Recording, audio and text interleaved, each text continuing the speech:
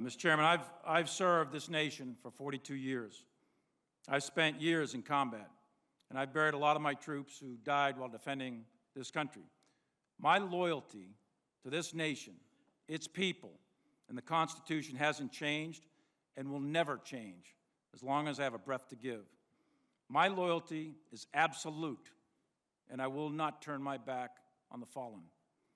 With respect to the Chinese calls, I routinely communicated with my counterpart, General Lee, with the knowledge and coordination of civilian oversight.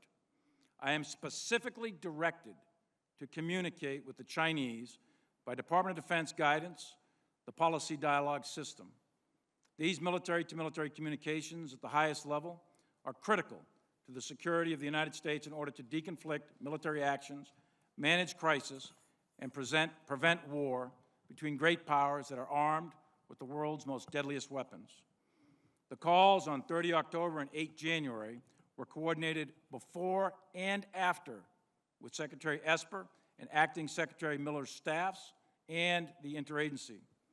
The specific purpose of the October and January calls were generated by concerning intelligence, which caused us to believe the Chinese were worried about an attack on them by the United States. I am certain that President Trump did not intend to attack the Chinese, and it is my directed responsibility, and it was my directed responsibility by the Secretary to convey that intent to the Chinese. My task at that time was to de-escalate. My message again was consistent. Stay calm, steady, and de-escalate. We are not going to attack you. At Secretary of Defense Esper's direction, I made a call to General Lee on 30 October. 8 people sat in that call with me, and I read out the call within 30 minutes of the call ending. On 31 December, the Chinese requested another call with me. The Deputy Assistant Secretary of Defense for Asia-Pacific Policy helped coordinate my call, which was then scheduled for 8 January, and he made a preliminary call on 6 January. 11 people attended that call with me, and readouts of this call were distributed to the interagency that same day. Shortly after my call ended with General Lee, I personally informed both Secretary of State Pompeo and White House Chief of Staff Meadows about the call, among other topics. Soon after that, I attended a meeting with Acting Secretary Miller where I briefed him on the call. Later that same day, on 8 January, Speaker of the House Pelosi called me to inquire about the President's ability to launch nuclear weapons.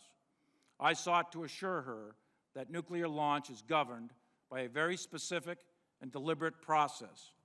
She was concerned and made various personal references characterizing the President. I explained to her that the President is the sole nuclear launch authority and he doesn't launch them alone, and that I am not qualified to determine the mental health of the President of the United States. There are processes, protocols, and procedures in place, and I repeatedly assured her that there is no chance of an illegal, unauthorized, or accidental launch. By presidential directive and Secretary of Defense directives, the Chairman is part of the process to ensure the President is fully informed when determining the use of the world's deadliest weapons. By law, I am not in the chain of command, and I know that. However, by presidential directive and DoD instruction, I am in the chain of communication to fulfill my legal statutory role as the President's primary military advisor.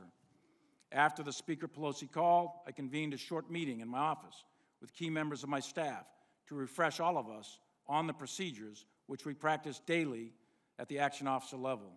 Additionally, I immediately informed Acting Secretary of Defense Miller of Speaker Pelosi's phone call. At no time was I attempting to change or influence the process, usurp authority, or insert myself in the chain of command. But I am expected, I am required to give my advice and ensure that the President is fully informed on military matters. I am submitting for the record a more detailed and unclassified memoranda that I believe you all now have, although late. And I welcome a thorough walkthrough on every single one of these events. And I'd be happy in a classified session to talk in detail about the intelligence that drove these calls. I'm also happy to make available any email, phone logs, memoranda, witnesses, or anything else you need to understand these events. My oath is to support the Constitution of the United States of America against all enemies, foreign and domestic, and I will never turn my back on that oath. I firmly believe in civilian control of the military as a bedrock principle essential to the health of this republic, and I'm committed to ensuring that the military stays clear of domestic politics.